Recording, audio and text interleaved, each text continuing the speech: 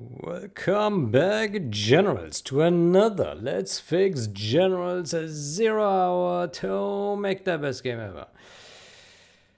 Okay, so let's see what is new here.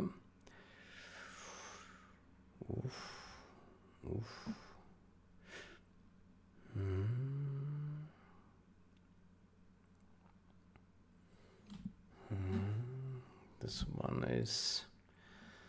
one is a draft, so I won't be looking at that.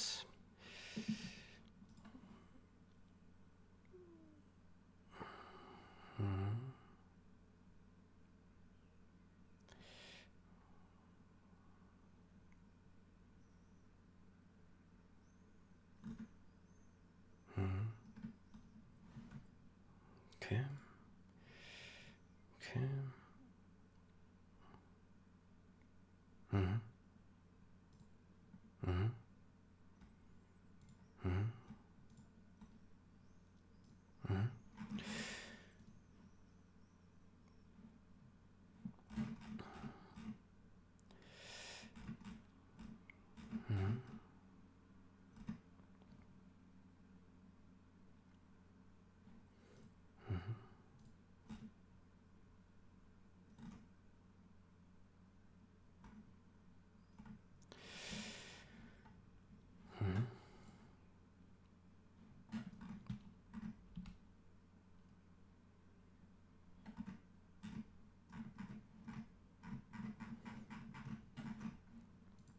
Okay, I will approve this.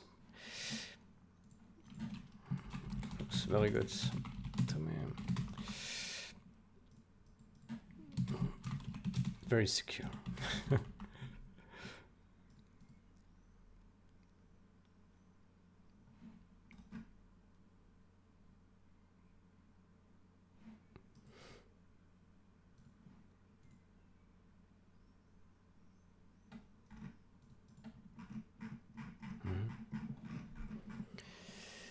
Okay.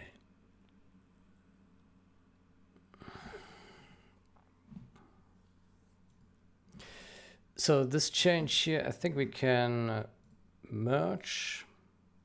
Yeah, maybe it's a good time to merge some changes.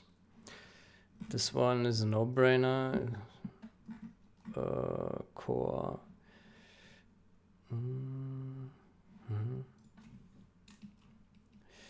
Fixed typo.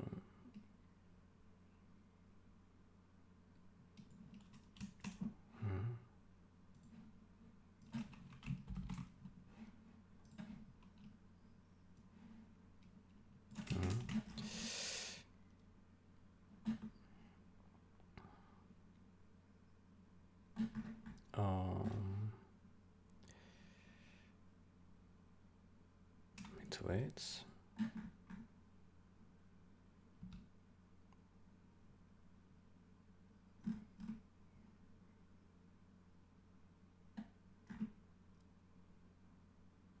Should we call it a fix mistake?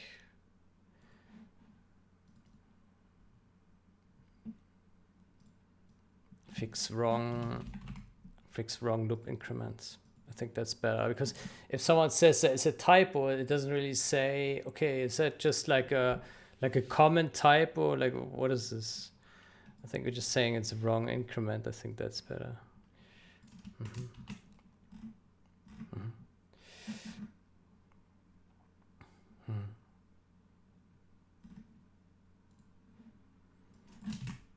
Fix wrong loop increment in that function.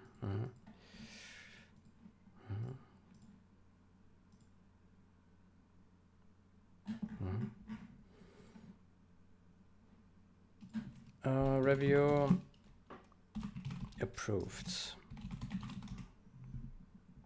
11 approved. Oof, this one failed to compile. Oops.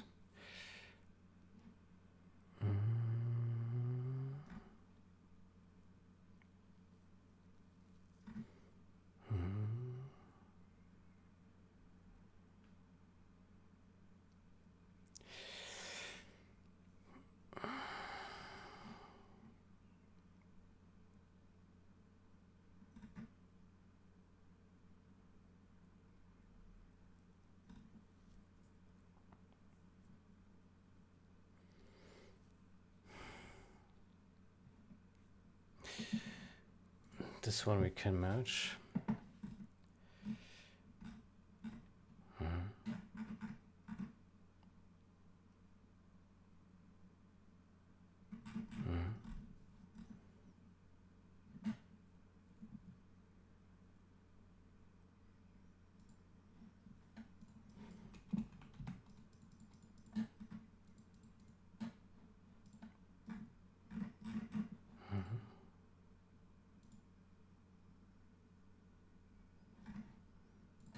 Okay.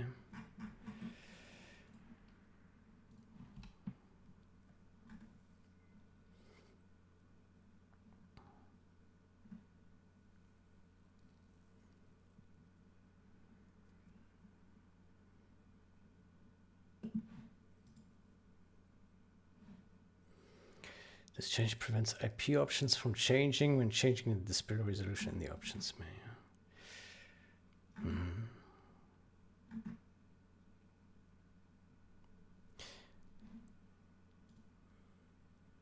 Why is this marked as 0 hour only?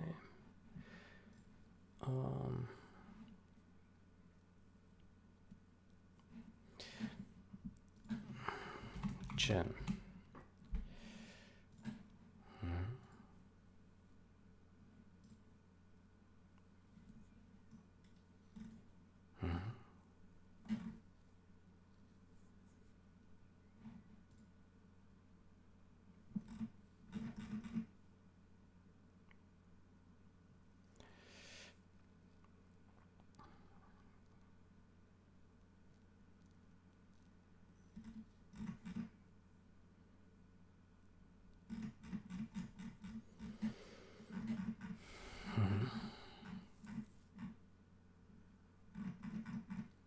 Okay.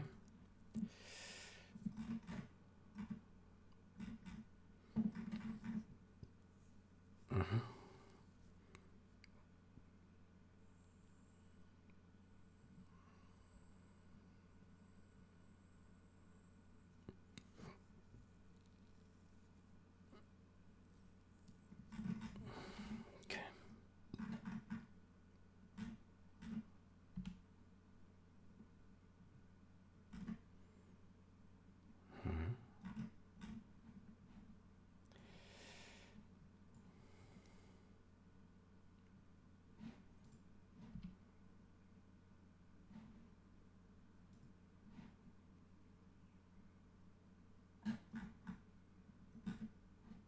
Somehow the validation is very slow.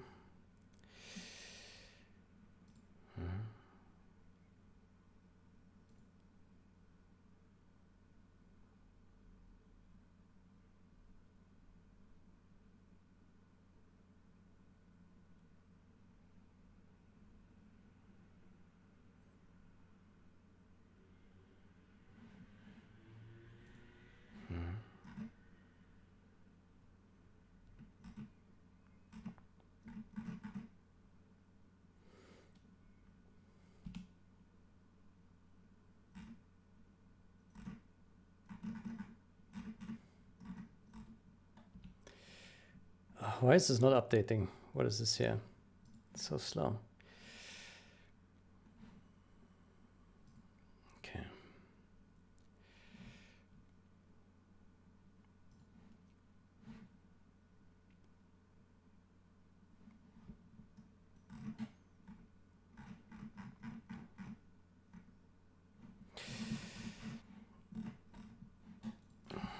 Okay. I will set this fix to critical as it. I will set this fix to critical because some people claim that this causes unbearable stutters. It would have been nice to see some actual data for it.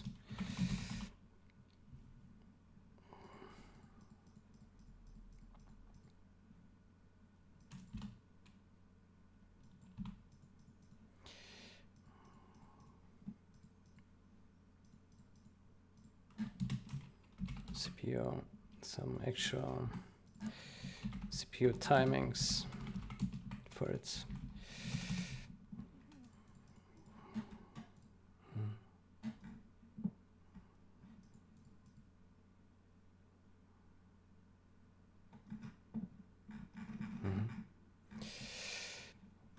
Good.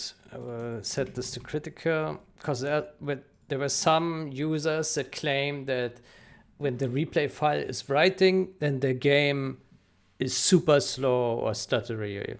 Like performance is really bad. Personally, I've never seen this issue on my machine. Like frame rate was fine. But if they say that this makes the game run amazingly fast in comparison, then yeah, that's a critical performance fix. Yeah.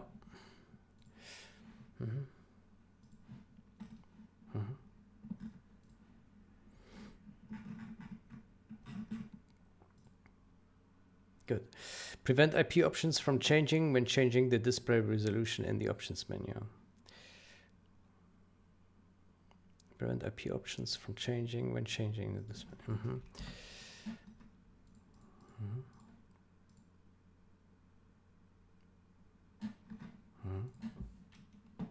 Okay.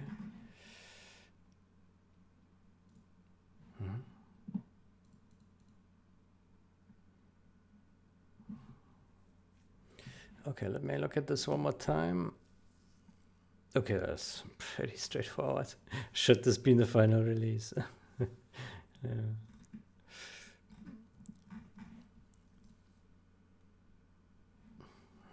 What's next? Scala to flush data to disk within the recorder class.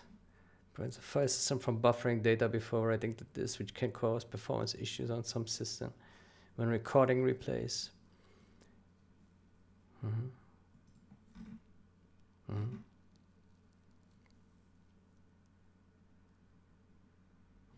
Let me edit here my observation, which was wrong.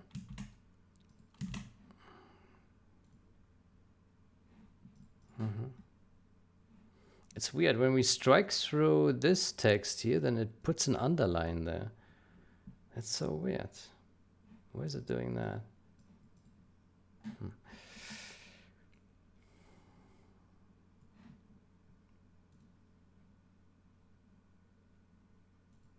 This comment is also wrong.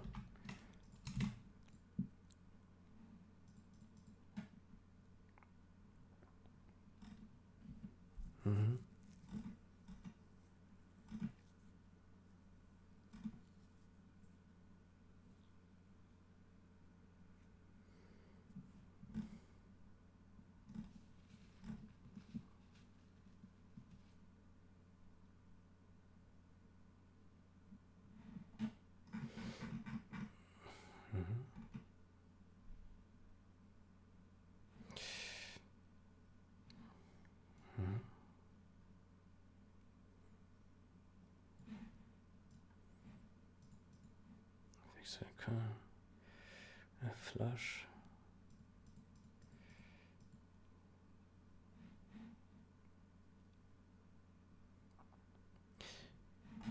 Maybe we should say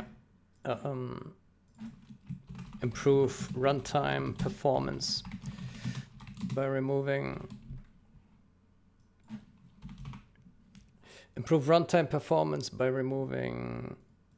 this call to flush. Improve runtime performance.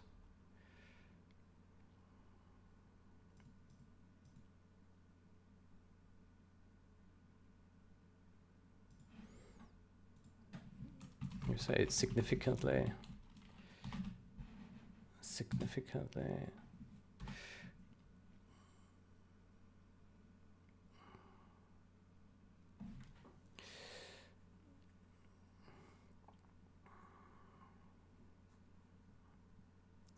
Significantly improve runtime performance by removing this call to flush.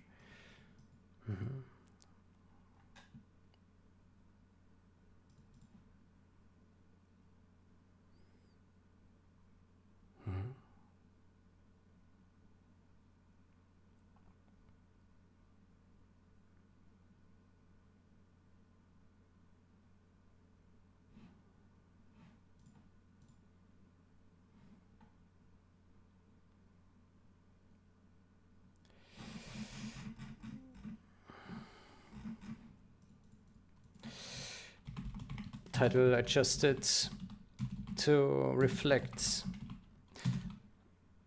severity and impact, to reflect estimated severity and impact.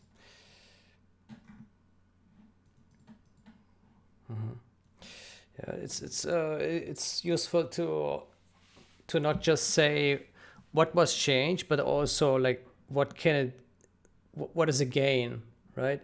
So if you just say remove, so previously it was described as remove this call to flush in this file, right?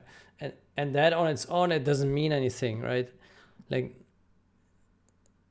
90, like even developers looking at it, but especially non-developers looking at this, they won't understand what this actually means in practical terms, right? Like, the removal is, what is this? Does it fix a bug, or is it just a refactor? What does it actually do, right? And that's why it's good to say, okay, it fixes a crash, or it fixes this bug, or it fixes this performance, right? Or these visuals, right? So it's always good to say what was changed, what is the effect of it, right? These two things. Fix this by doing that. That's it, right? And I think you can describe every change like this. What is improved by changing what, right? Yeah.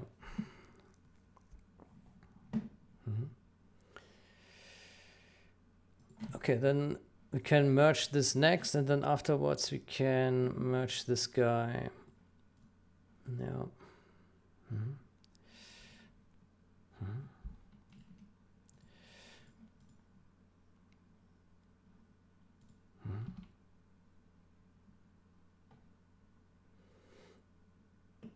Okay, what about this one here?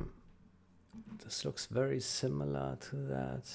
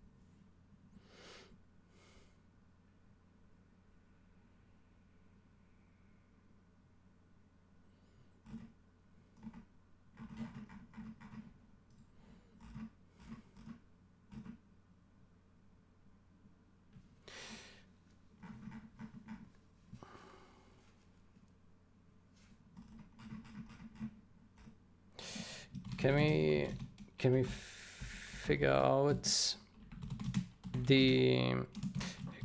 Can you figure out the reason for the null? For the null template. For the null template.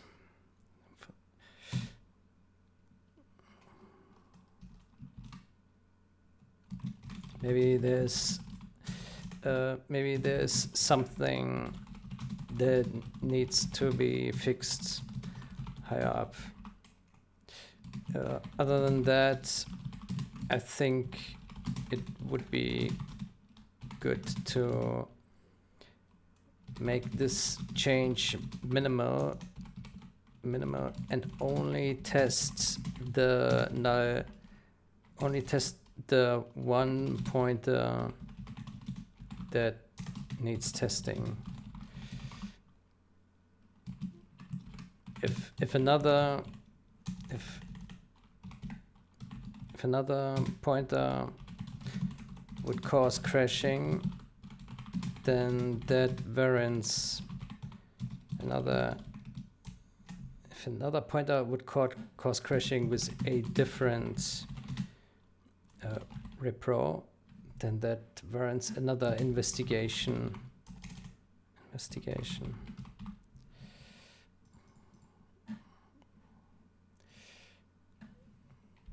Can you try figure out the reason for the null template? Maybe there's something that needs to be fixed higher up. Other than that, I think it would be good to make this fix to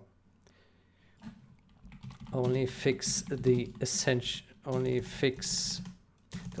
change what is necessary to fix this crash. What is necessary to fix this crash?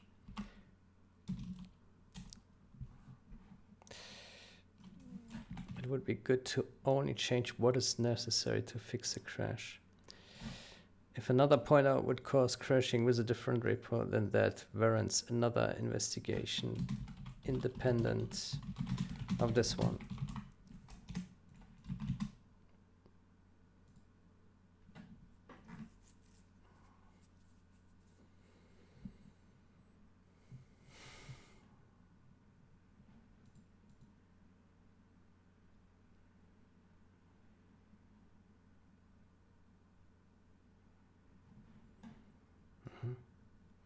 The reason being, like, if we just add null checks everywhere, it makes things safe and so on, but it can eventually make other bugs less obvious. So, like, if you run into a crash, it makes a bug very obvious. But if you don't crash, then it's more stable, but then you run into some runtime bug eventually, where something doesn't work. And then if something doesn't work, it's not as obvious, right? Like some function, like maybe you click some button and in some specific scenario, it just doesn't work correctly, right? If it would crash on click, you know, it would be highly visible. But if you click it and just nothing happens and you don't really realize that the behavior is wrong, then maybe you just, you know, and it's a minor issue, but you don't realize that this thing is broken. Maybe it's a bigger issue because maybe you just don't even realize that it's broken. Right? So it's there is an advantage to crash straight away, right? Even if it's quite brutal, yeah. But it's super visible, right? And it allows you to, yeah, easily reproduce it or see it and not reproduce it, but easily see it and yeah, you see the result if it works or not just by the crash being gone, right? Yeah, it needs no expectation. There's the repro steps and you see crash, bad. Crash gone, good, right? Yeah. And so if we added more null checks to things that are not related to actually fixing the crash, we may hide other bugs, which would be raised by other repro, although it's unlikely, but you know, it could be happening that maybe there's some other repro that, you know, it would also cause a crash, but it now would not be obvious because it wouldn't crash anymore. It would just bug out in some way, right? Yeah. Yeah, it's probably not a big deal, but yeah, I try to like keep the fix to the essential, unless there's like a good reason to say, yep, definitely add all these things here to make it robust because it's the right thing to do. Like there's no way, there's no rationale that this should be any other way, right? Yeah, but with null checks, like there's so many, like you cannot you cannot null check every pointer that you dereference. That's insanity. Like I'm pretty sure that in the game there's maybe 2, 3, 5% of pointers are checked, right? And the rest is not. And adding all these tests, it would be a slow down in performance. So yeah, typically you should have an expectation for whether your pointer can be null or not, right? So like a good way could be just putting an assert. Well, I mean, it will crash anyway, so yeah. But asserts are good to also communicate intent, right? If you put an assert and you say you don't expect it to be null pointer, then the next programmer knows, that's not supposed to be null. Right? It's good to know. Right? Otherwise, you may think, could this be null? Right? Not so sure.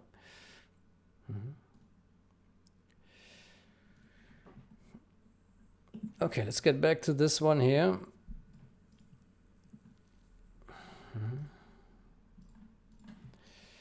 Good. So, okay.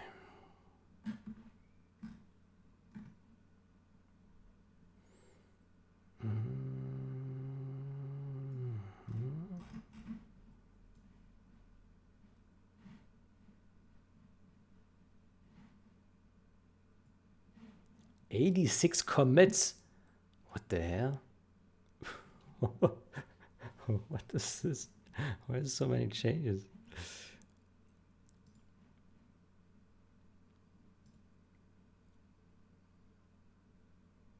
Okay.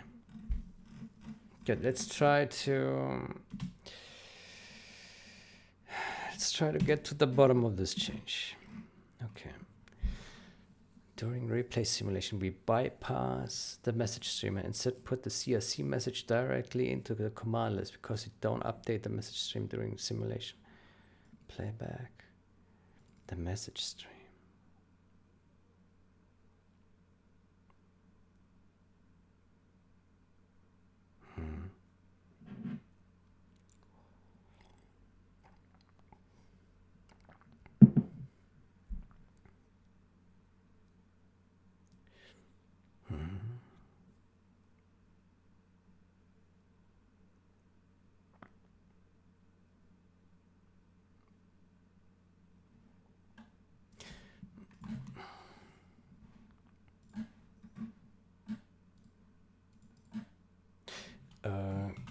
Could do else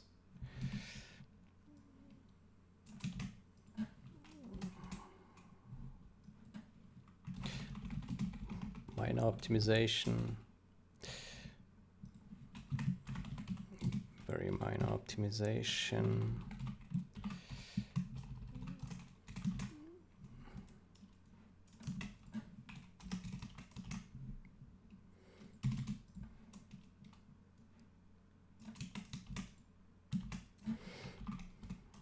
If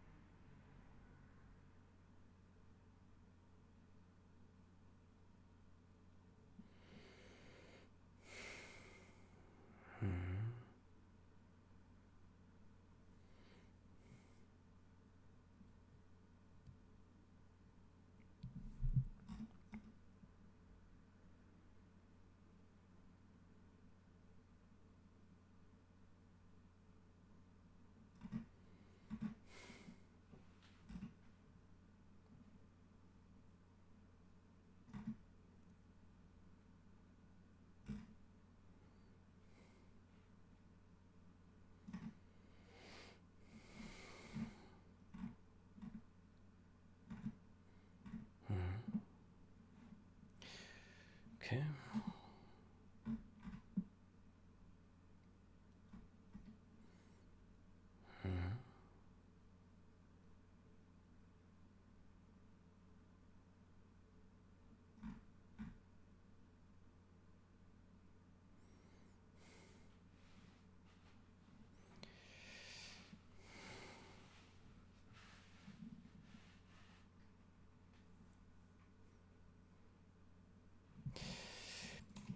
Let me look at this here one more time.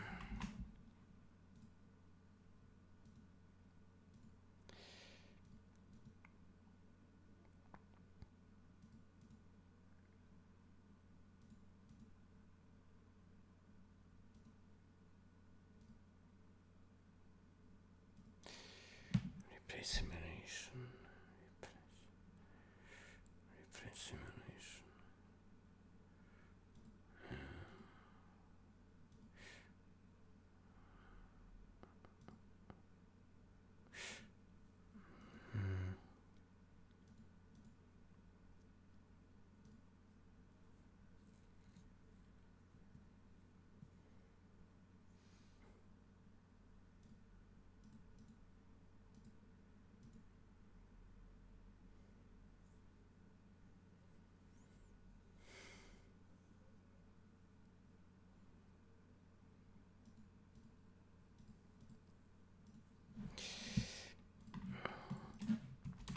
Would it be possible to would it be possible to would it be possible to put this variable closer to the score screen instead of global data?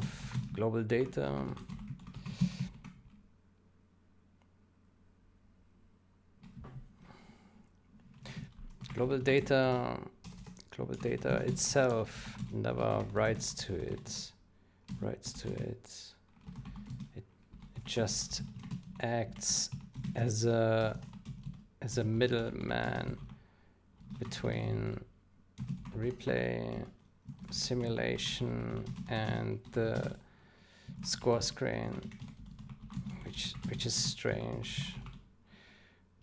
It's just strange, I think.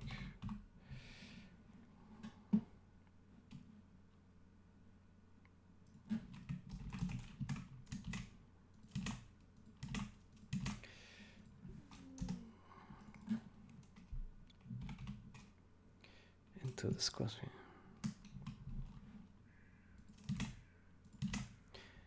Itself never writes or reads it. Yeah, so global data never does anything with this thing, right? So just initialize it.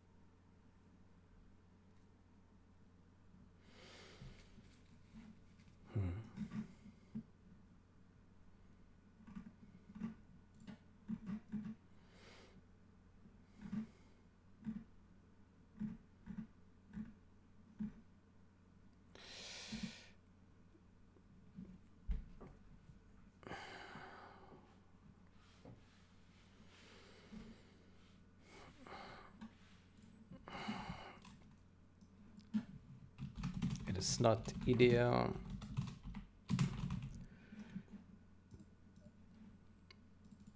It's not good.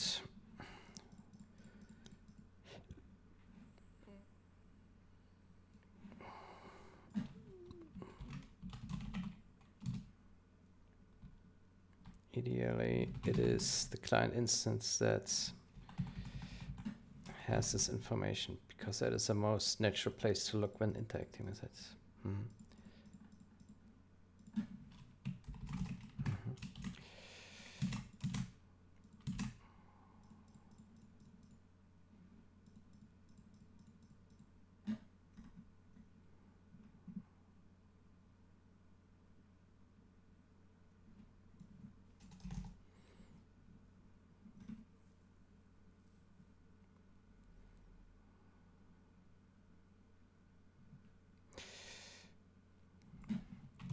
Can mismatch with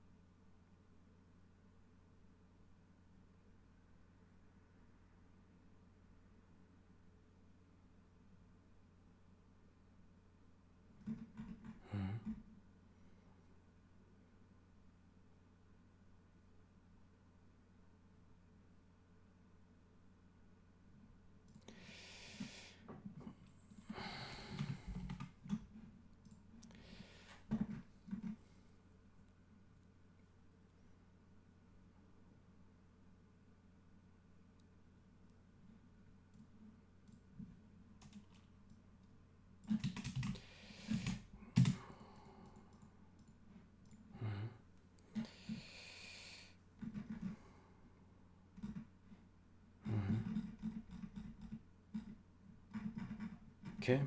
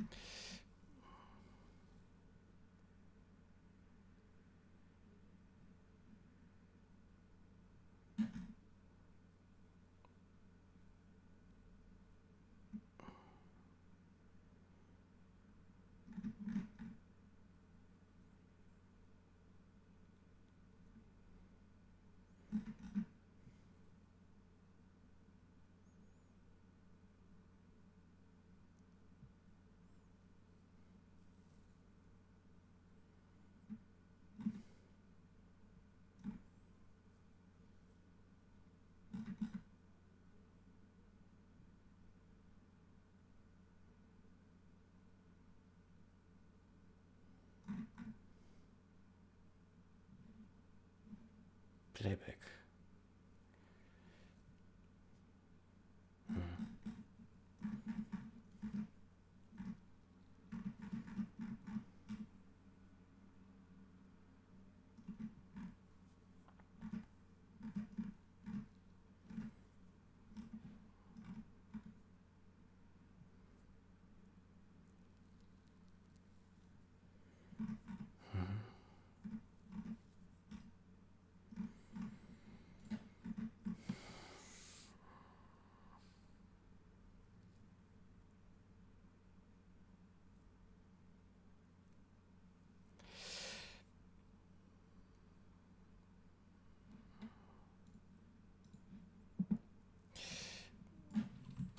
prefer make this a separate discussion.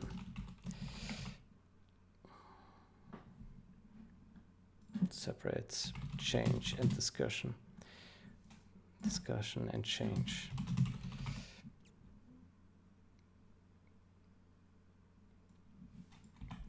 The problem with this feature is that it could enable users to eventually join matches with multiple clients or flood lobbies or game rooms with multiple clients if they can use them to connect to such services.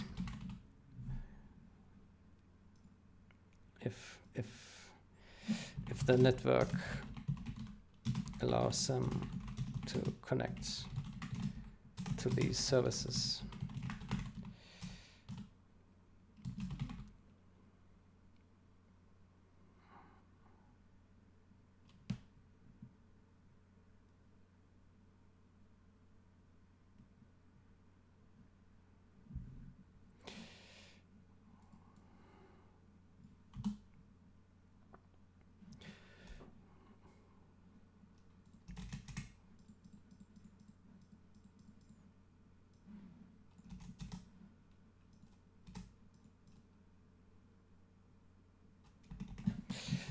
It could lead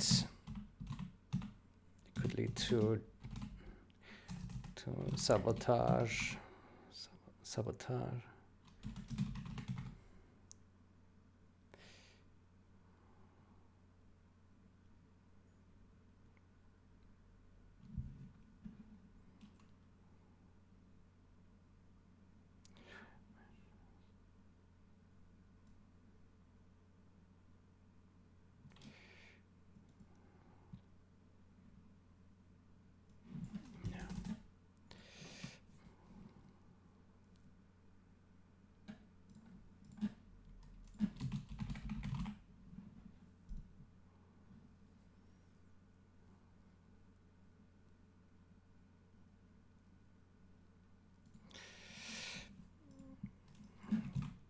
Potential problems.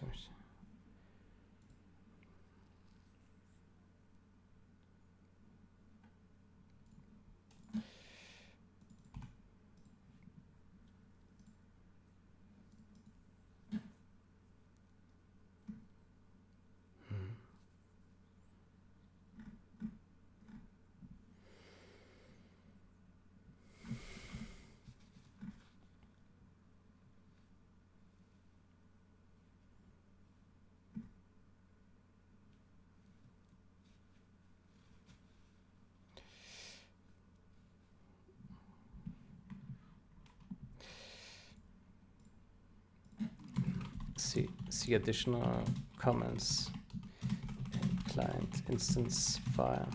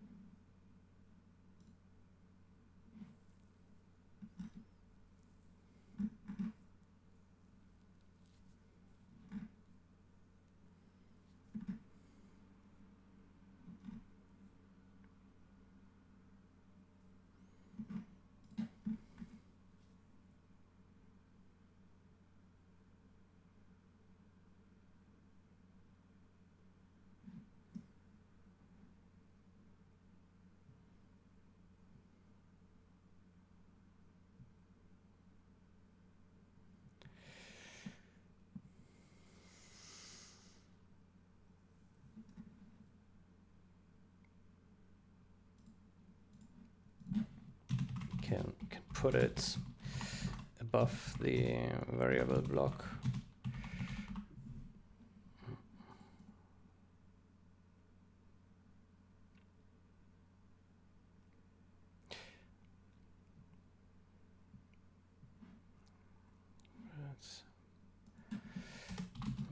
Just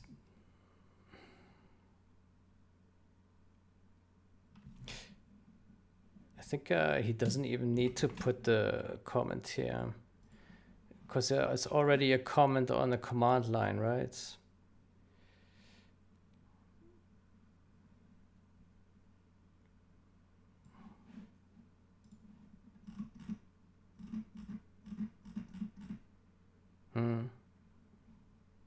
Feature.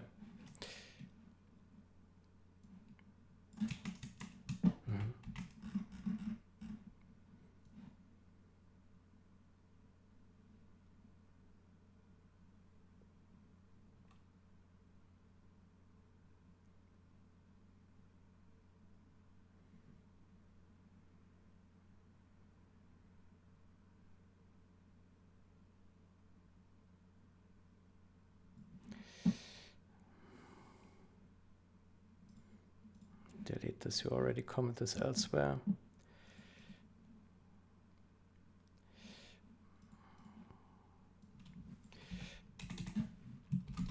I suggest to remove the super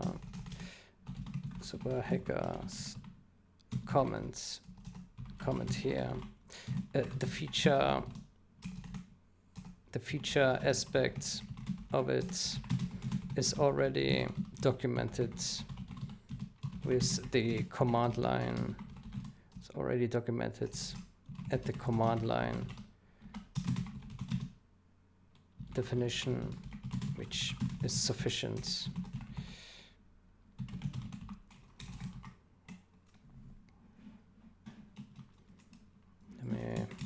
Let me clarify where that is so that he knows.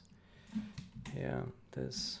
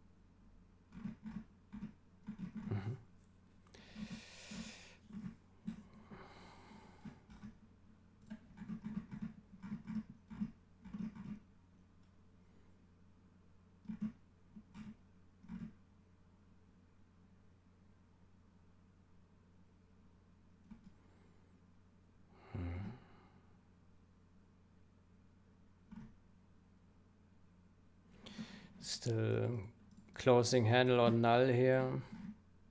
Yeah, looks like he doesn't want to fix that. Yeah, well, I can't force him to fix the things. I can only make the suggestions. I think we reviewed this already.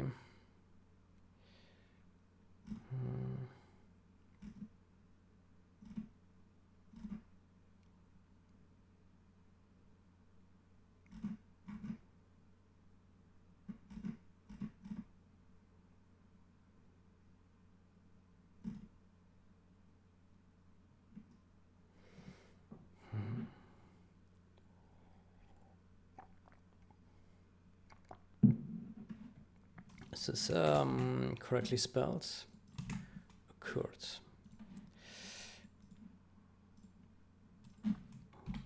Occurred.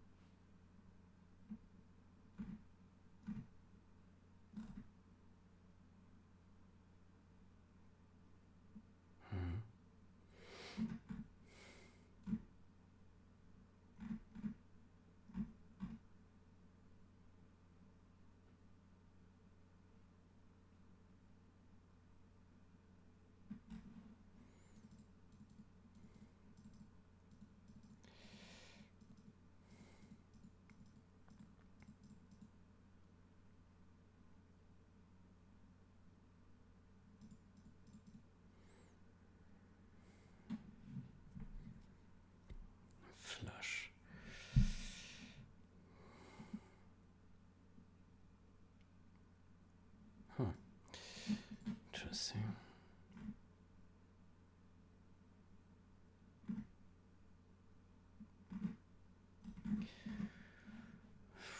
Okay.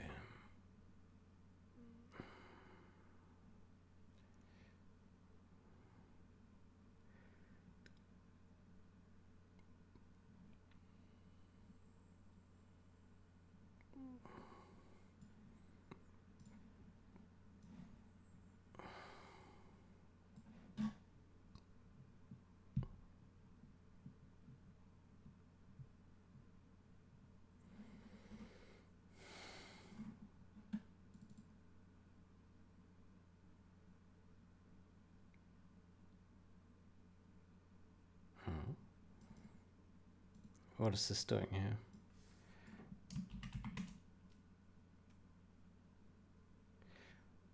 What?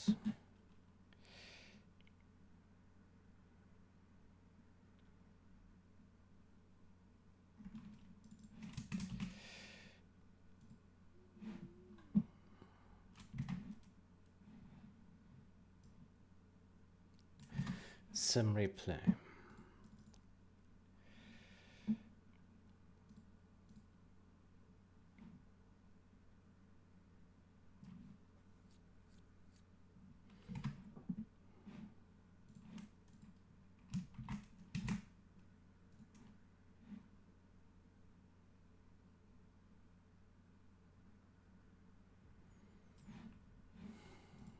To compile.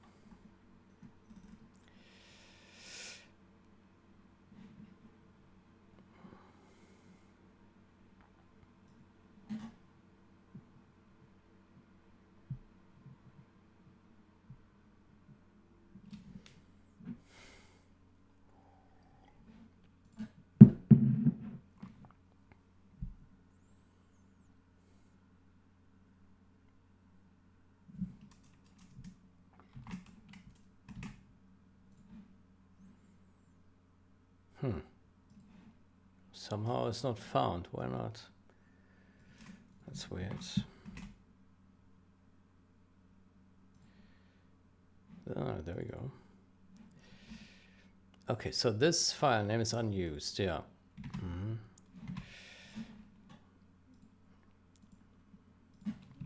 This variable is unused.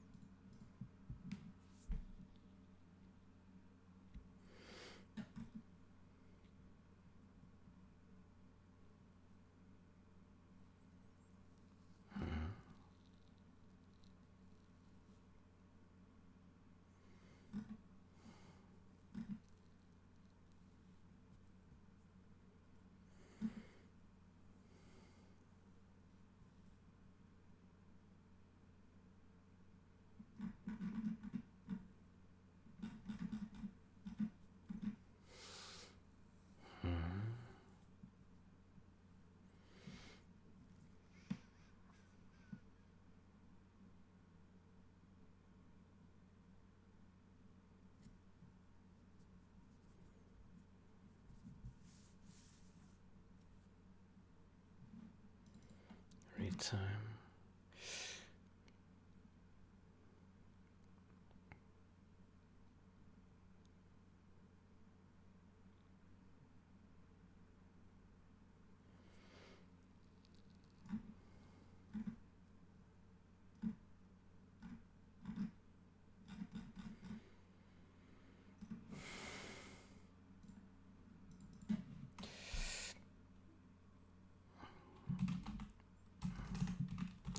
%year, because all these time variables are unsigned.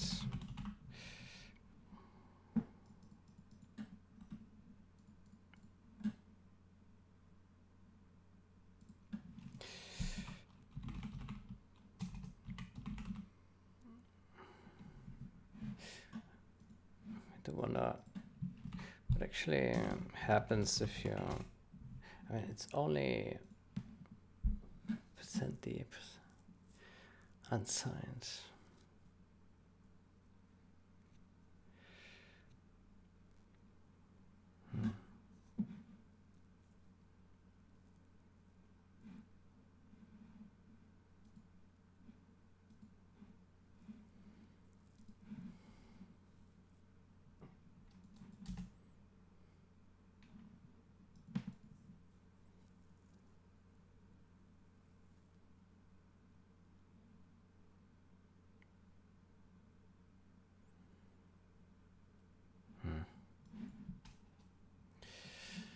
If it divides here by this, is it then still an unsigned?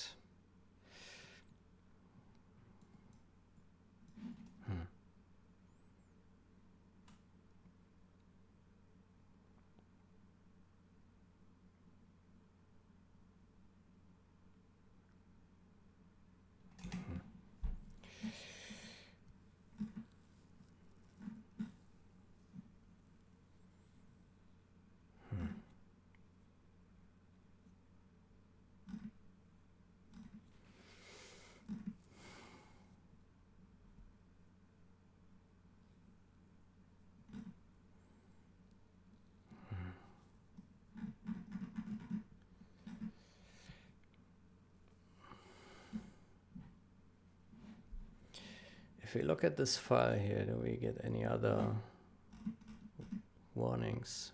Kurt.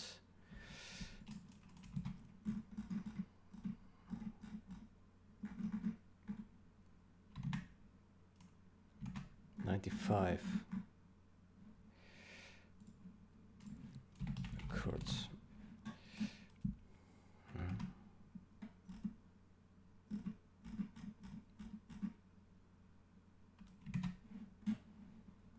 Let me see.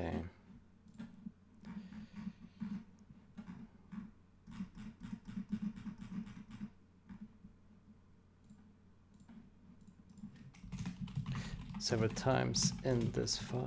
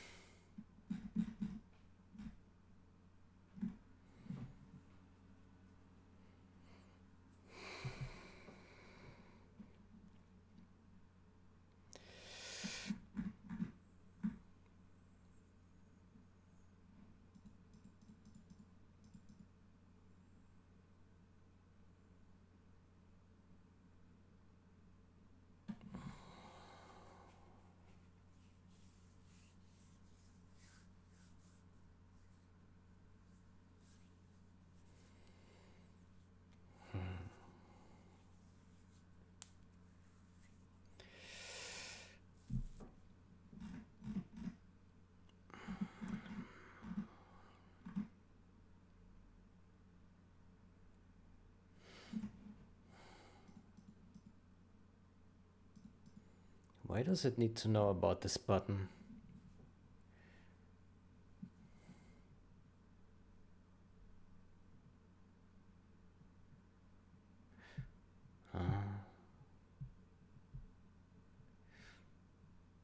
Because it knows when the last replay is reached. Oof.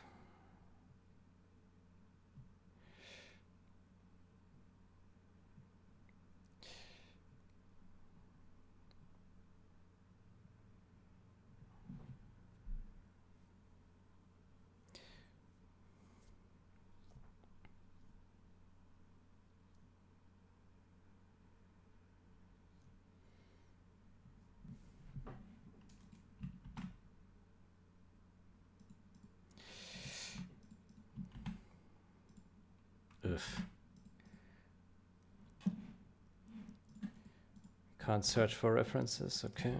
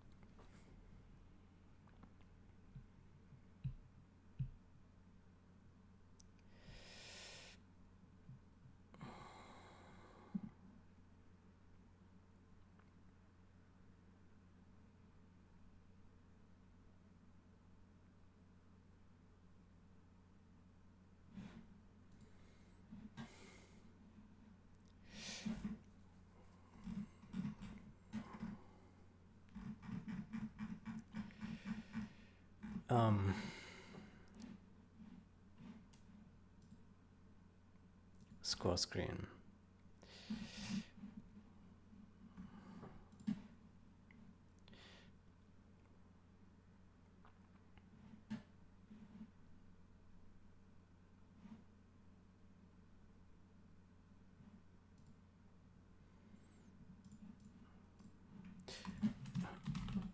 Why is this set to false here?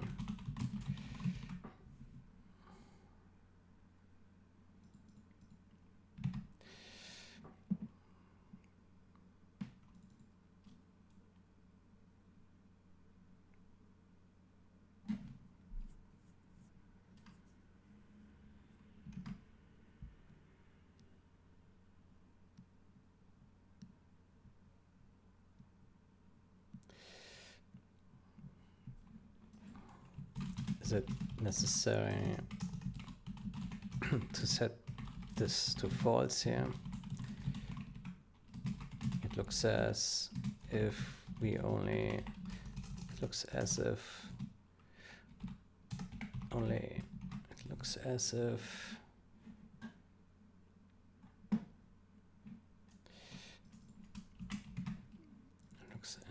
only simulate replays in this process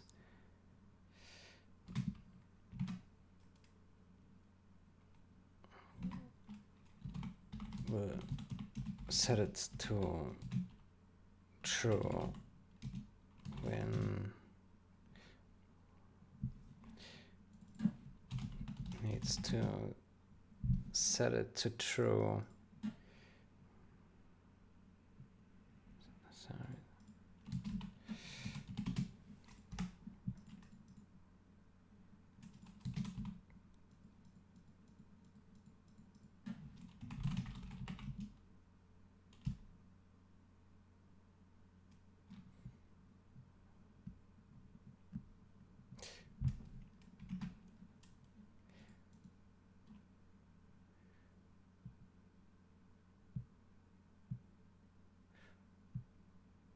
Replay continue button.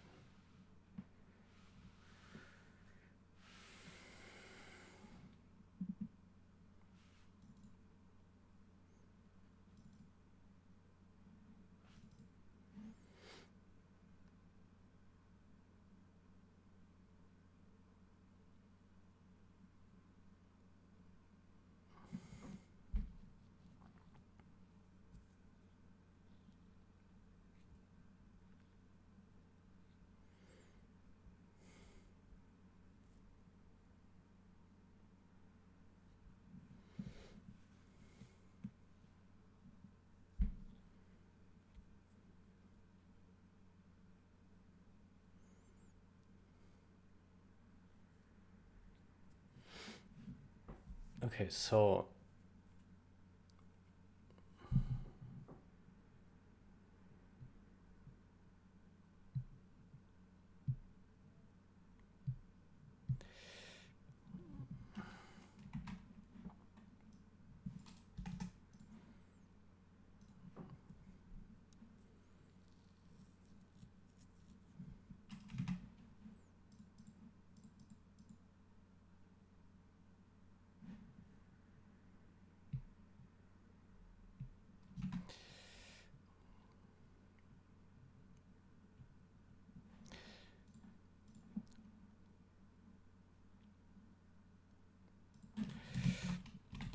or replay simulation under a different name.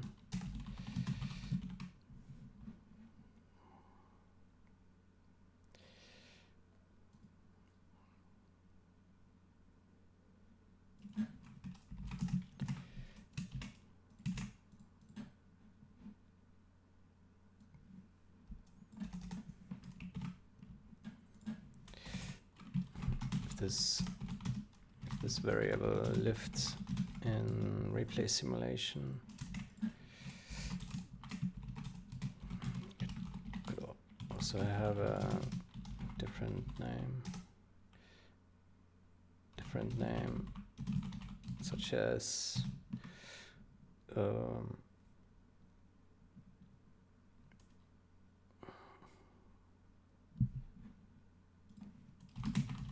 it could also have a different name, such as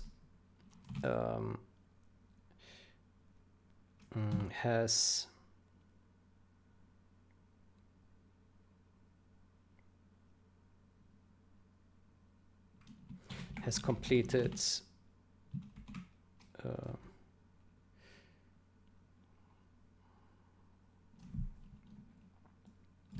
the variable lift and replay simulation, that could also have a different name. In my opinion, a good variable here, in my opinion, a good variable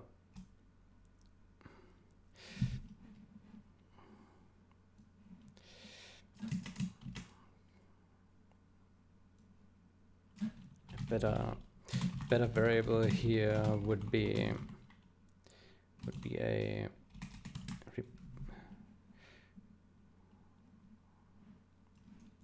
my opinion, instead of that, a better variable here would be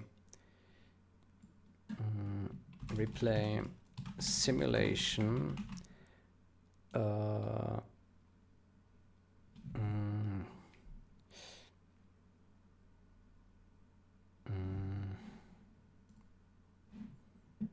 let me go to the replay simulation.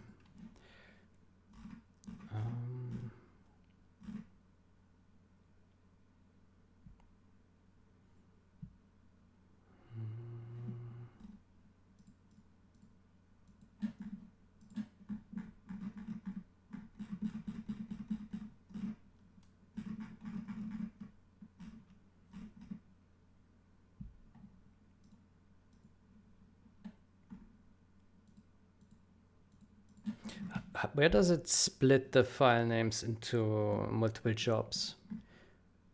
Where does it do that?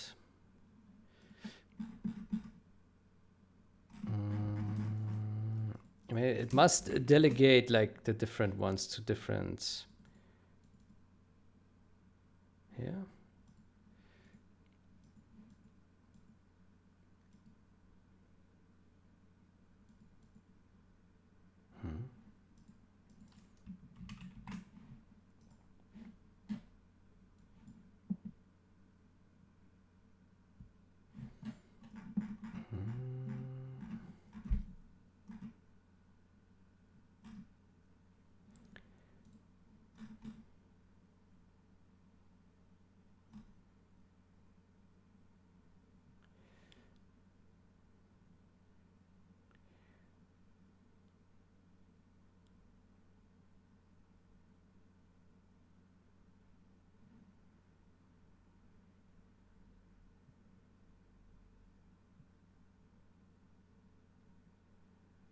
It starts one process for each replay. So it doesn't. Okay, I see. It doesn't give a sequence to processes, but it just spawns one new process for every replay, which kind of makes sense because if it crashes, then you want the next sequence to go on. But on the other hand, and you want a clean run. Yeah, I guess makes sense. Yeah. If you wanted to test like chain loading, if that still works, then you probably want to have the functionality to batch run. Like let's say you want to run 10 in one batch, so to have like a sequence, which is good to test. Like okay, like does chain loading properly work? Does it clean up? Does the memory not grow extensively? But I think for now, I think it's perfectly fine to just have one replay run per process. Yeah, that makes sense for starters. Mm-hmm. Mm-hmm. Mm-hmm.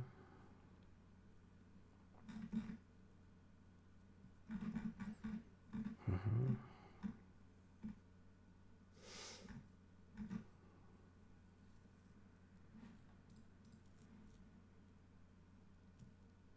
But it can get multiples here. Commands.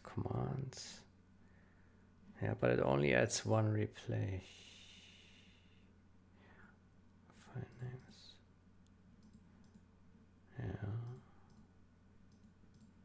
Yeah, it only adds one replay. But you could issue multiples, right? Yeah. Okay.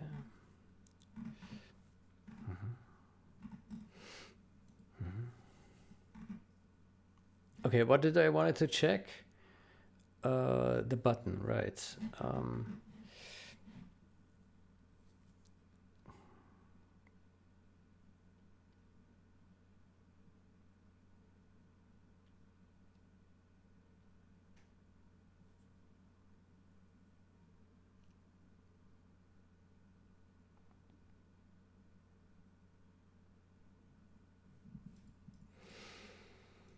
Replay simulation.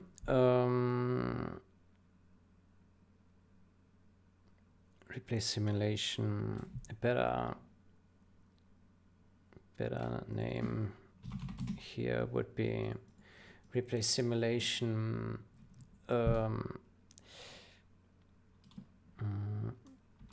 Get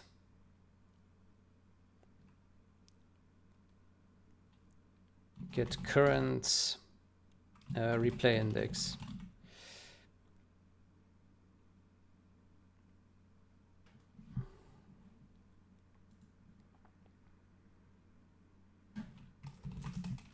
So a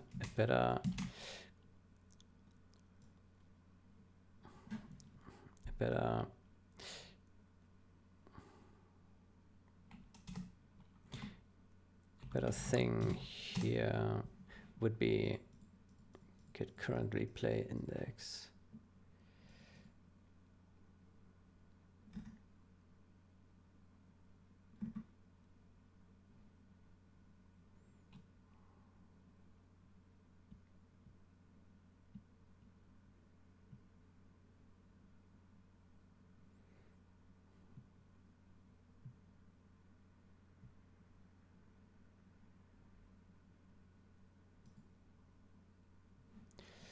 Instead of a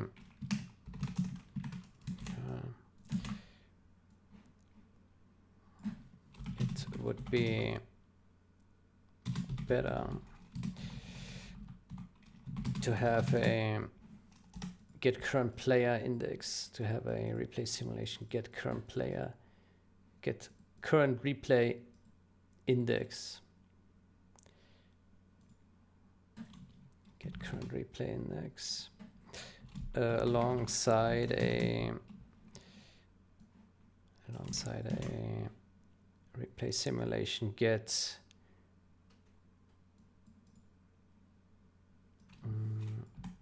replay counts.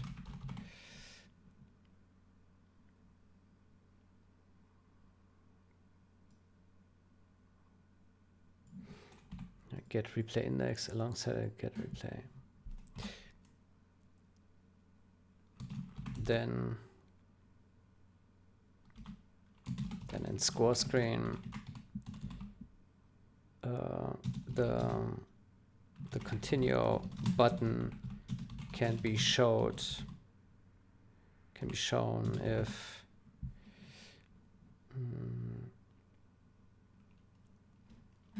replay index is smaller than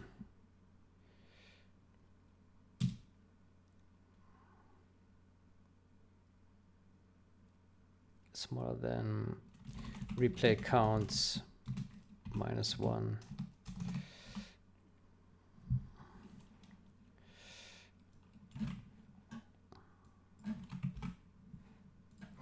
It makes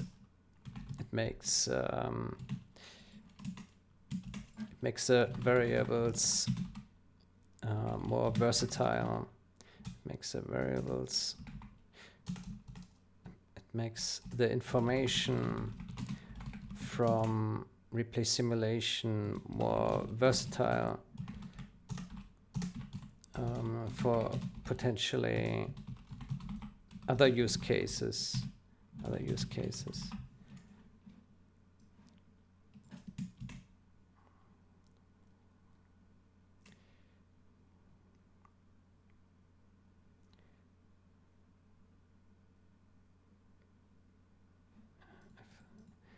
Can be shown if not simulate replace empty.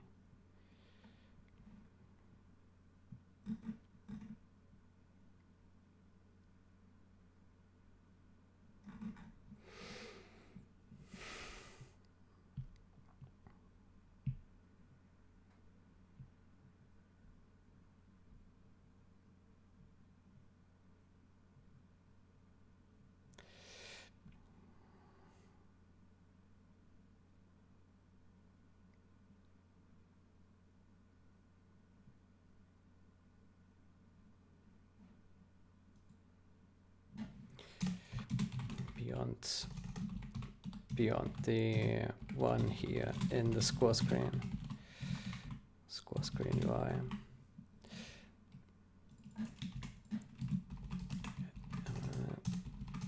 It's a very specialized use case.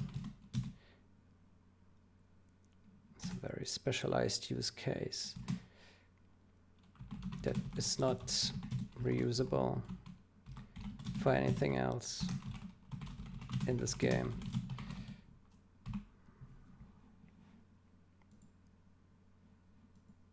That is not useful for anything else in this game.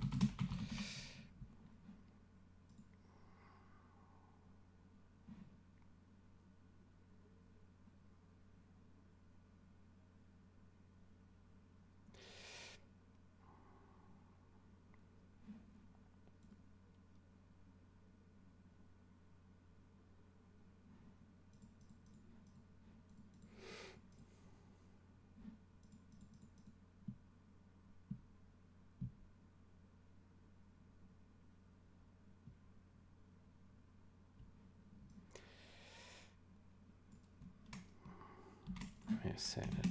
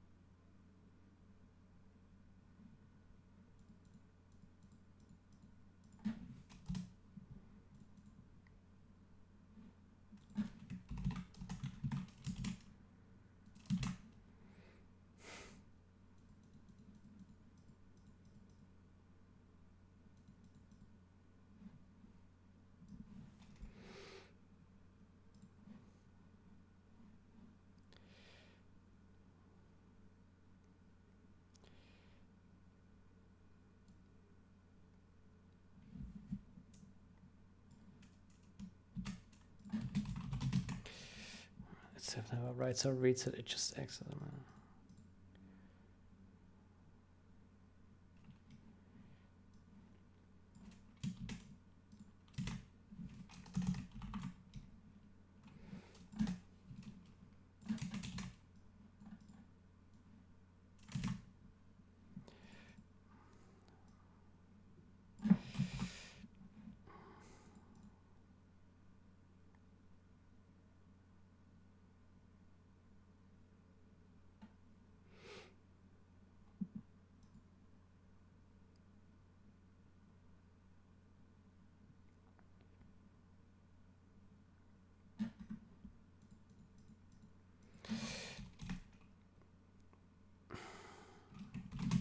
think it would be good.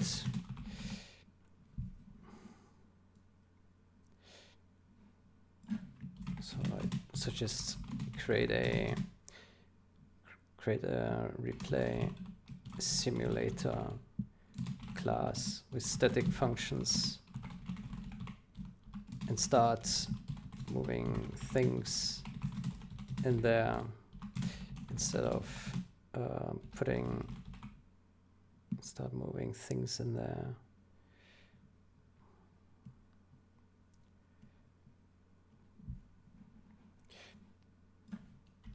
I think it will make the code much tidier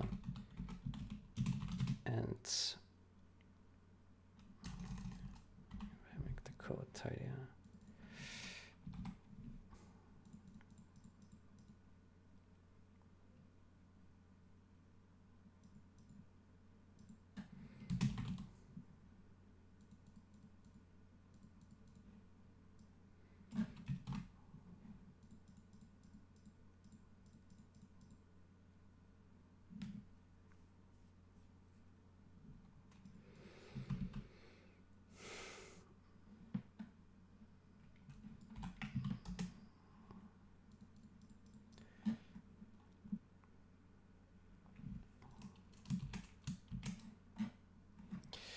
Let me put that comment in global data.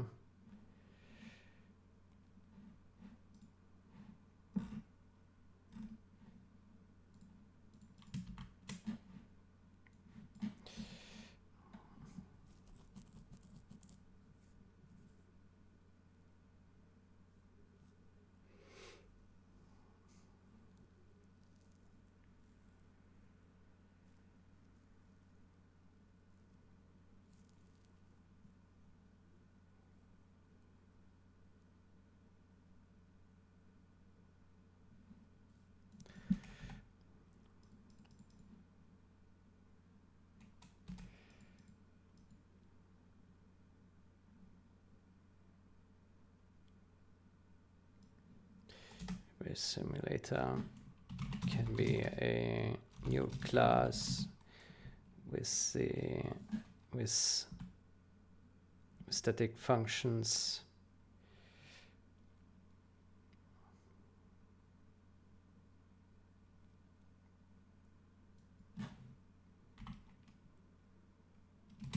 Then replay simulator settings can be moved. Replay simulator.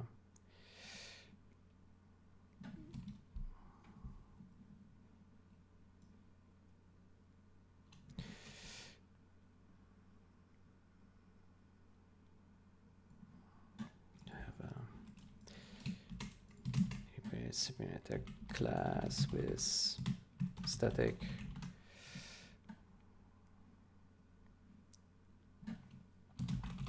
functions.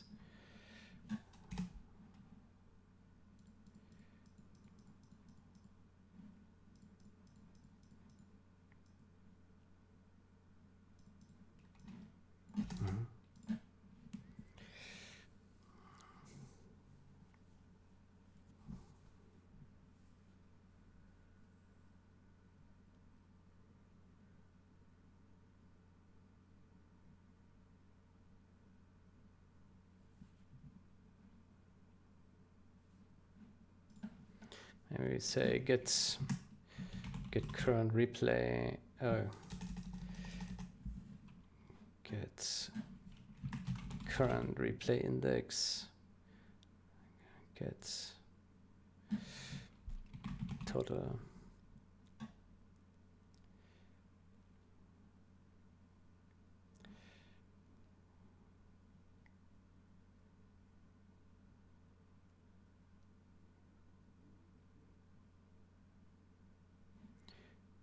Replay index has not reached the end.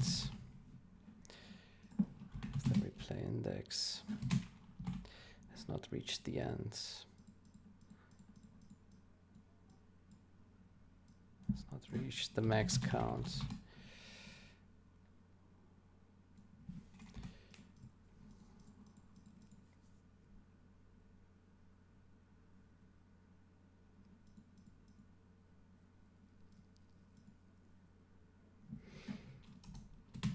Plus replay simulation class can become richer in functionality over time. Can eventually become richer in functionality.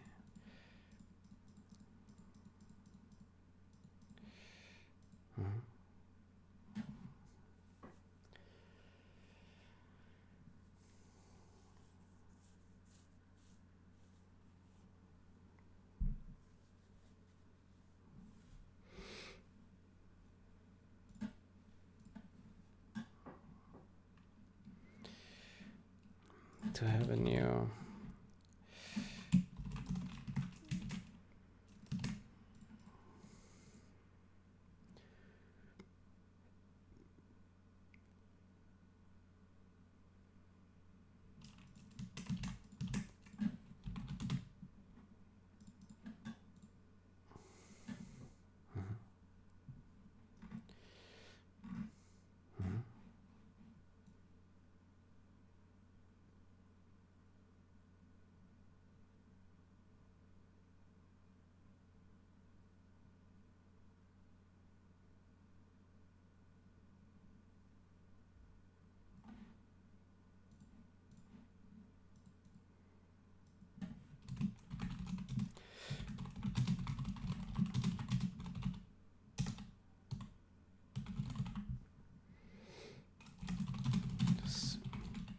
that the original game never allowed this.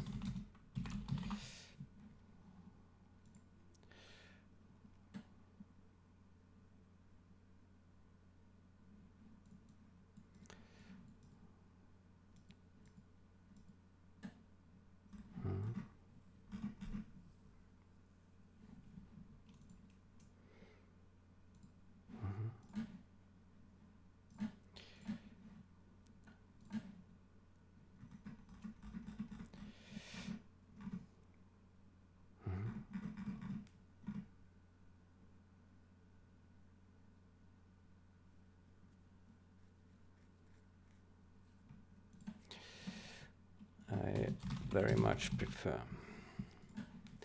Okay. I really try my best here to make an absolutely fair review. I have the impression that I come across as very harsh in my reviews and pedantic. Too much. I get this impression, and there's probably truth to it, but the reason I do it because I care. I care, and I would like us to write very good code that is easy to understand, easy to maintain, that is all correct. And you know, if we write high quality code, it means we will eventually build a high quality product, right? If we're not diligent and not careful and we just put it together, and you know, it's quicker if we just cramp it all together, but and get a result. But if we really design it well, it becomes so much easier in the long run, right? Because the foundation is, you know, is easily maintainable and easily to read, and you know, like designing this properly with each iteration nicely will just make it easier to maintain in the long run. Because the thing is, at the start, it doesn't look like much. Like if you just build one feature, right, and you know, you just put it in there and it's, you know, chaotic setup, and so then it's probably not a big deal, because you just say, okay, it works, you know, it works. It's a bit hard to understand, a bit chaotic, you know, but it works, so you don't think much of it. But you need to think a longer term. Like, the thing is, you will start building weird shit on top of weird shit, right? And it keeps on going like this. And then if you do this just long enough, then these constructs become an entangled mess that is really difficult to understand and to maintain. So that's why, I mean, it's natural that you still do refactorings over time, because you always figure out that, oh, I put this there, but it doesn't serve the purpose well anymore. I need to do some refactoring. It happens all the time, but it happens more so if you don't plan well ahead to begin with, right? Then it's more of a problem. And the longer you drag on putting some structure into the code, the more prevalent becomes this problem. And then eventually you lock yourself in a situation where it really becomes hard to, you know, to rework something, improve it, or fix it if it's just so complicated, the setup, you know. And then you touch it, and then you introduce errors, then you break things, and then the users will complain because it doesn't work the way it worked before, right? But you had to touch it because there were new feature requests for it, but now it doesn't work anymore. So you need to revisit it and test it again and rework it more, right?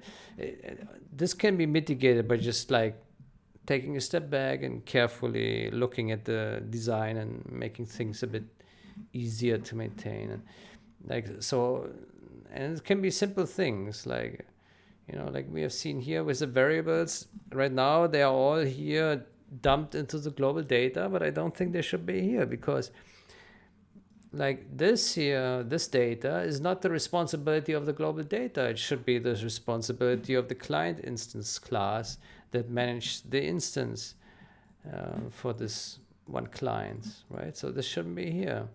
And I think this simulate replay stuff, it can also be moved away, especially this one here. I'm not so concerned about these two. I guess keep them here for now. But this one is like super specialized. I think there's better ways to deal with it, which I've explained here. And I hope that there will be agreement. Yeah, I know that it incurs extra work, but you know, it doesn't hurt to step back and really think about these things and, you know, try to make it nice.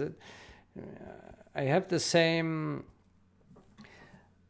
I don't just say this towards other people. I also have the same requirement for myself. When I write code, I also try my best to, you know, do it properly, right? Even if it means that I have to spend more time polishing the code.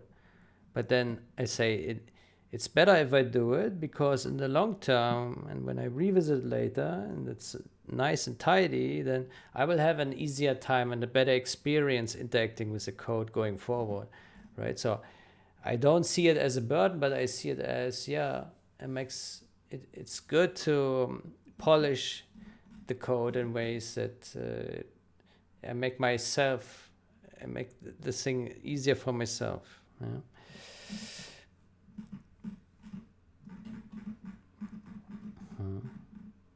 Okay. So that's 12 comments.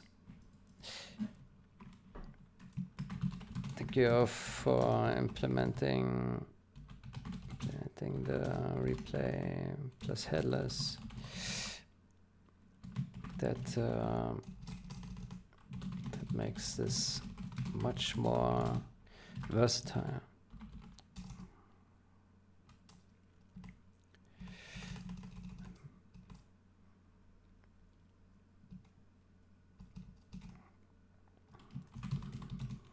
Makes this much more versatile. I added a few more suggestions. I would like to see some things. I would like to see things moved into client instance,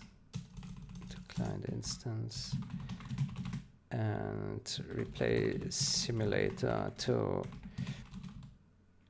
make this code tidier.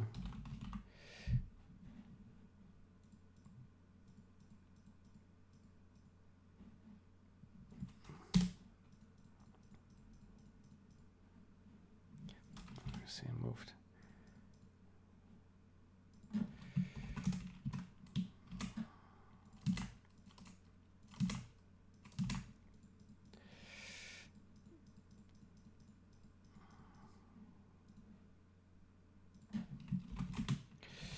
Mixes.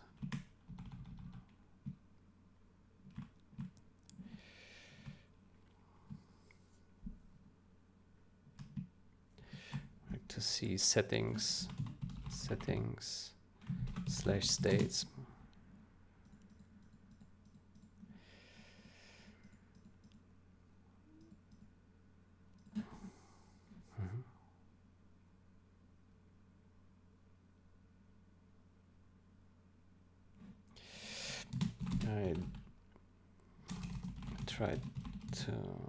I tried my best to explain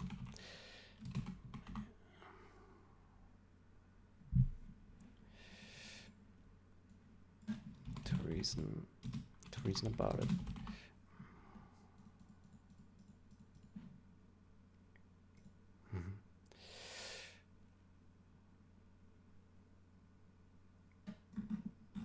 Okay.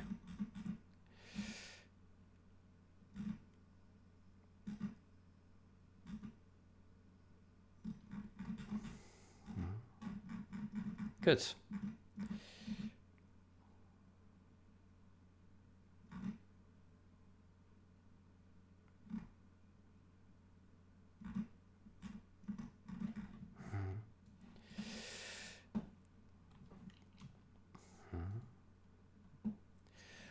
Okay.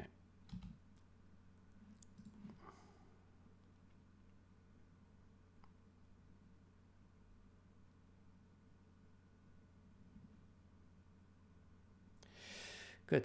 Then I think I will merge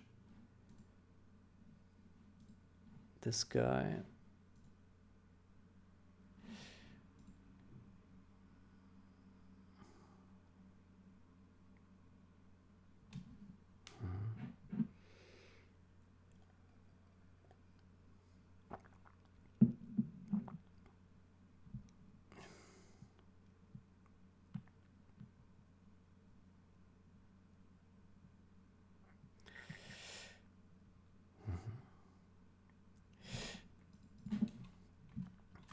Add Mauler. He's offline, isn't he? Can I merge the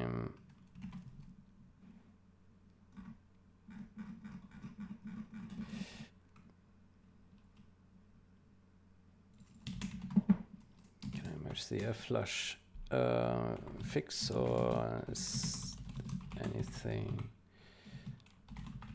left doing before merge?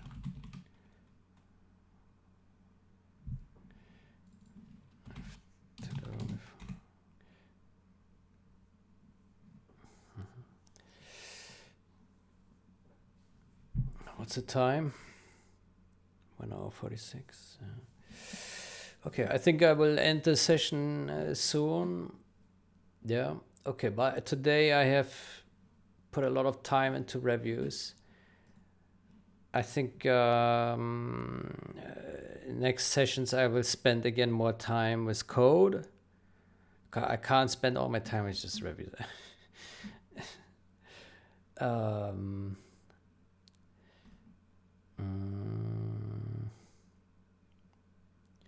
This one didn't compile. Right, we need to look into that. Why did it not compile? Oof. Okay. Error. Voids.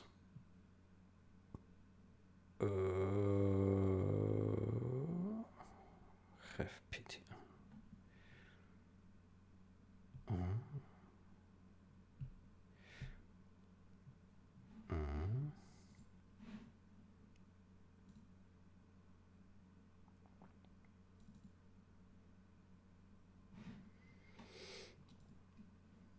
What is that? ref ptr.h. What is this?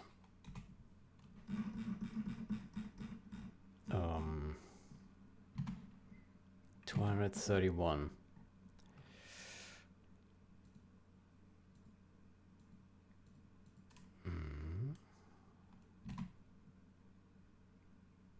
Void illegal with all types.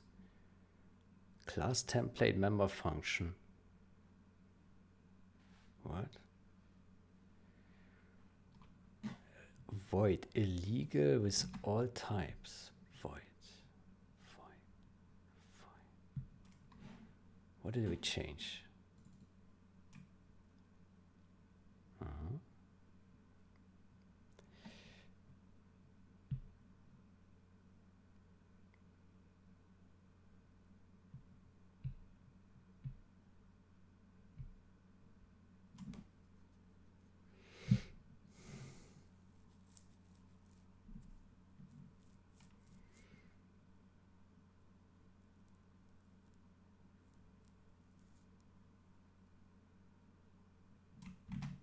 I don't understand. What is the problem here? Void illegal with all types. What is this? I've never seen this. Voids. Void illegal with all types. The definition of assert, void assert, int expression.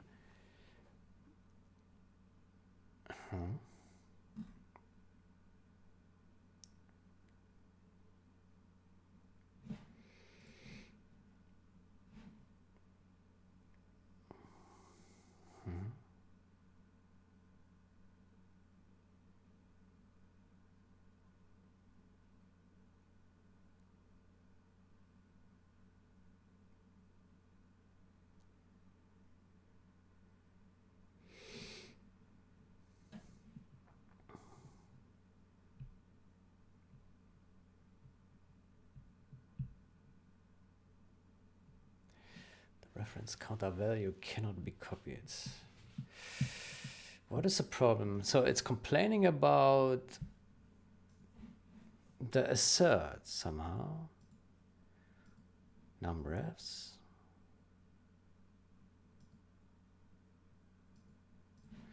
Why is it complaining about that? I don't understand.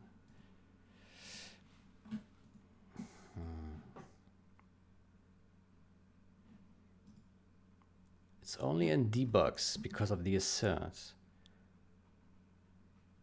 Yeah.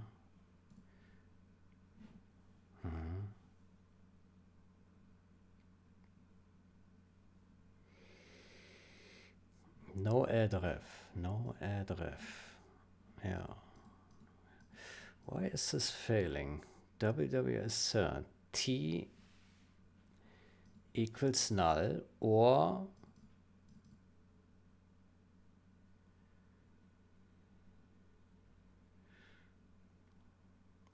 numrefs.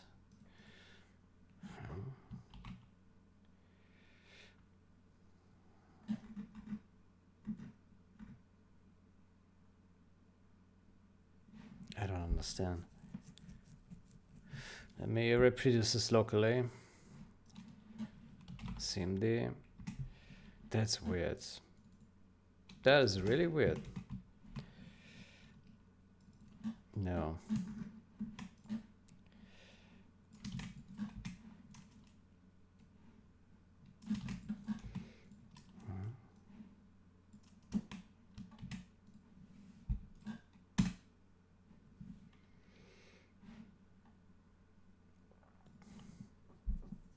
Error void. Illegal with all types. The definition of assert macro is void assert. Should not compare its return value. What?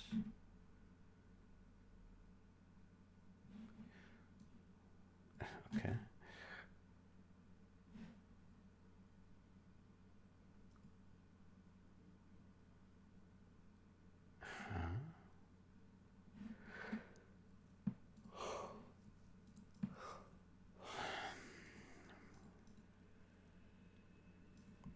num_refs.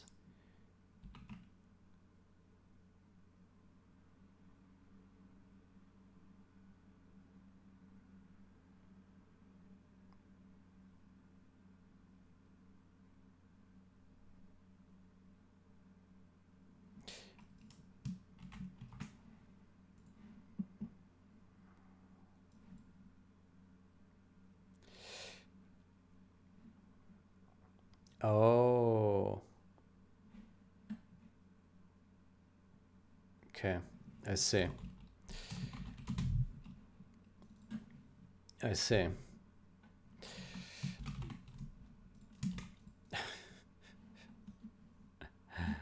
Okay. A stupid mistake.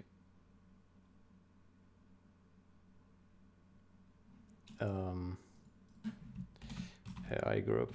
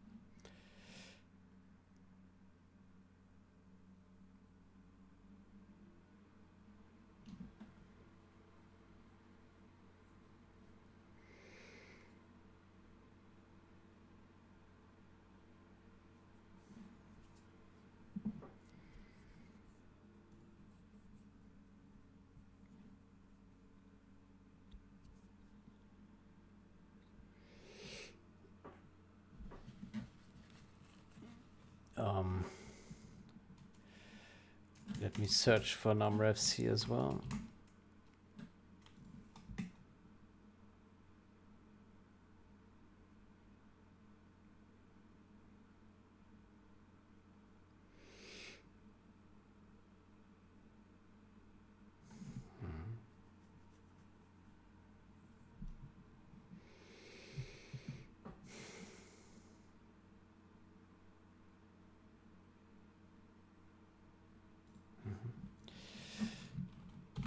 Int return.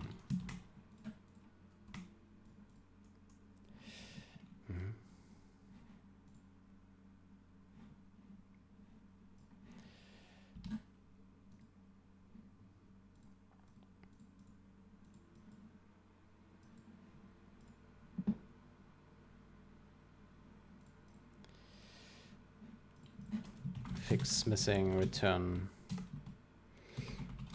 value.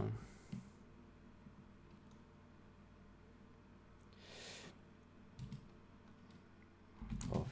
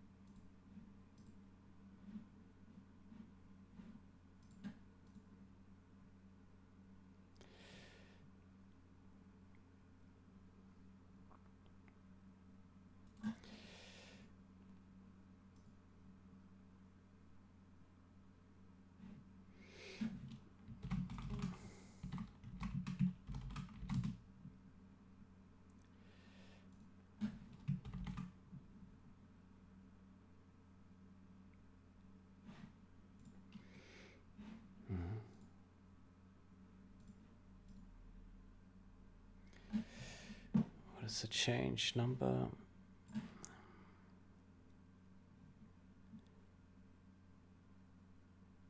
Fixing.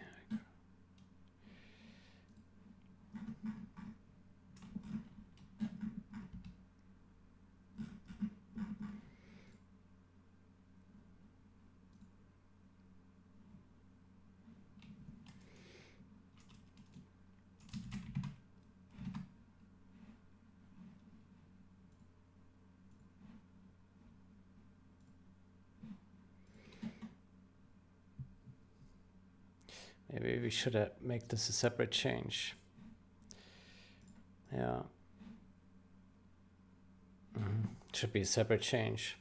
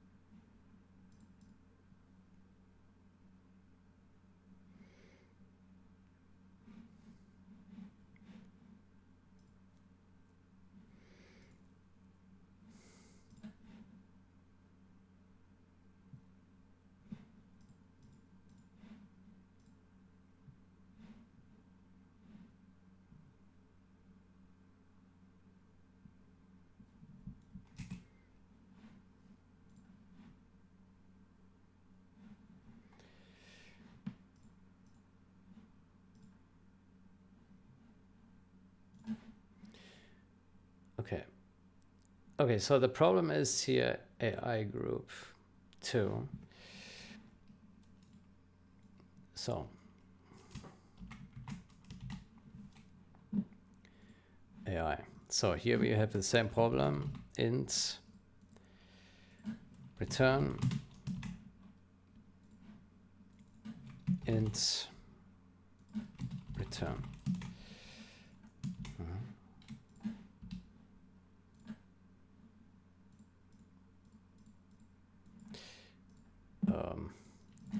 Fix missing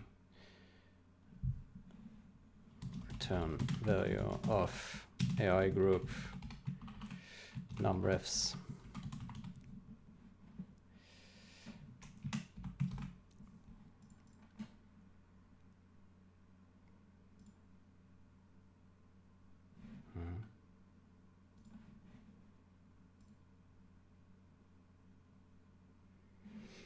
Okay, then I go to main branch. I create a new branch, fix state machine numRefs.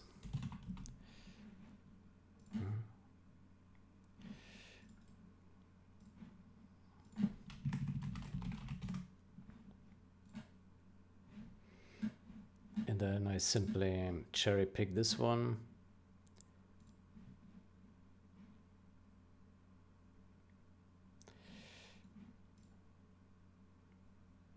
Then I go back in here and we reset current branch to here, hard reset. Then we go to state machine numRefs. And we revert this.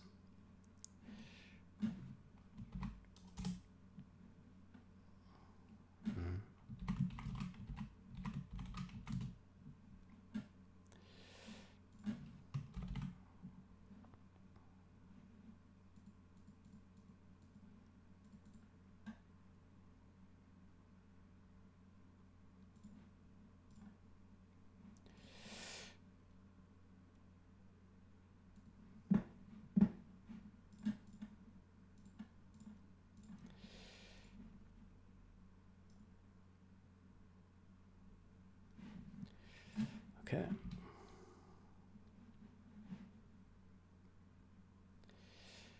numRefs.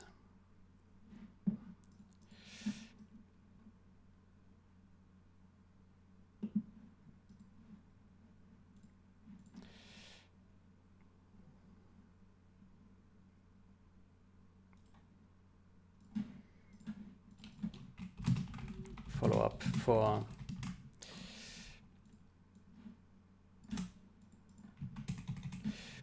I did a mistake. I did a mistake in change. I forgot to return the correct value. Actually, you know what? I think there's even more to it.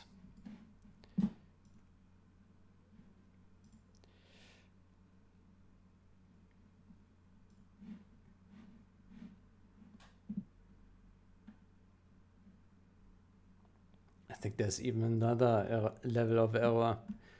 Hold on. Now that I think about it,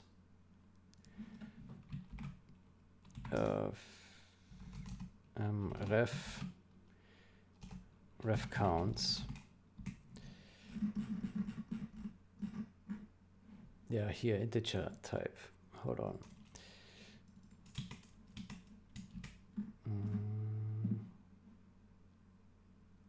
So that is also not correct. Let's go back to state machine. It doesn't return integer. It's supposed to return unsigned int. That was not statement. Was it state machine? State machine. Yeah. State machine here. So this one returns a unsigned byte. There we go.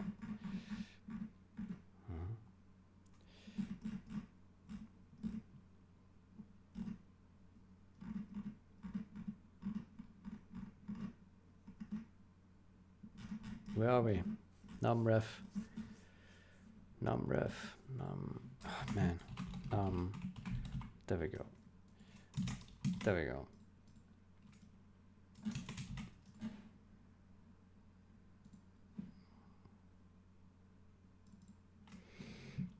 Unsigned bytes.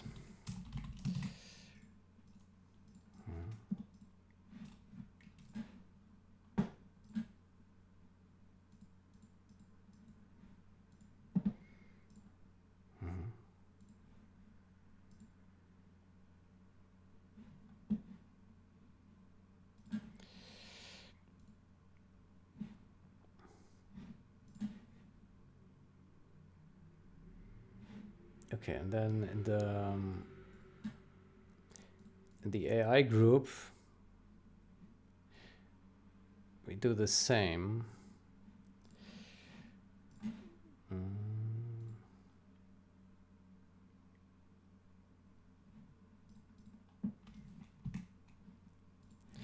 Here, this one is actually a unsigned short, right?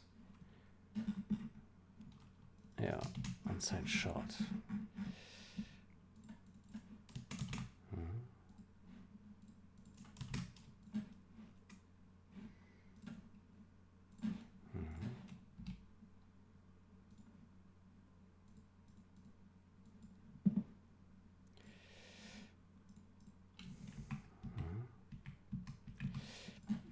Fix turn type.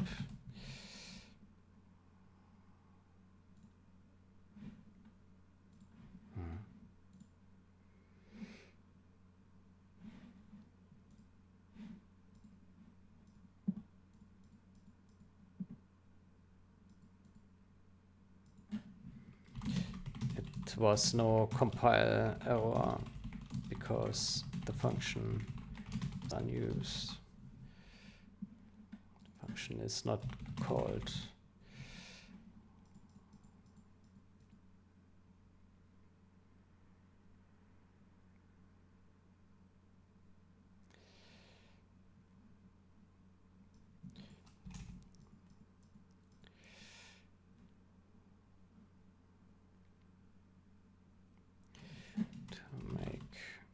Numrefs return a value.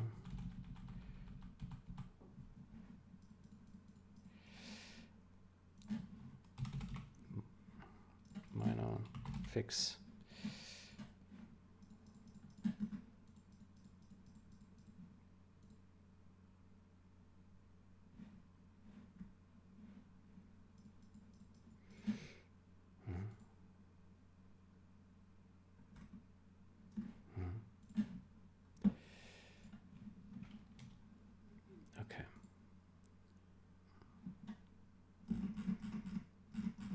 Okay, so this one should compile now, I hope.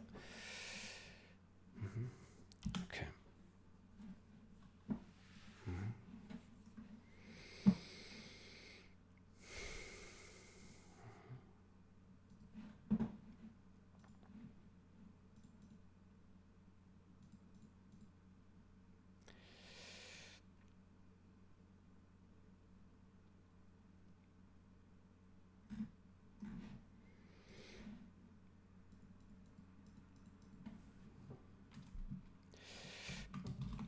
How much tomorrow?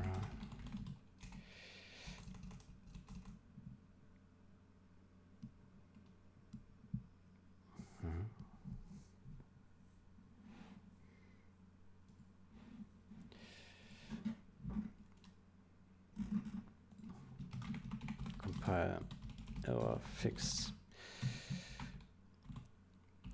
Forgot to return values.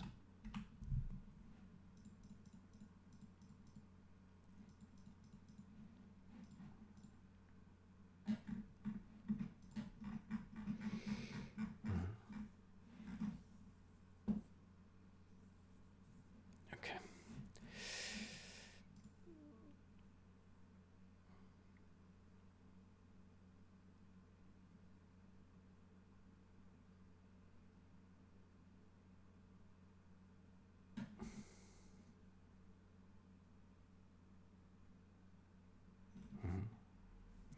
Good.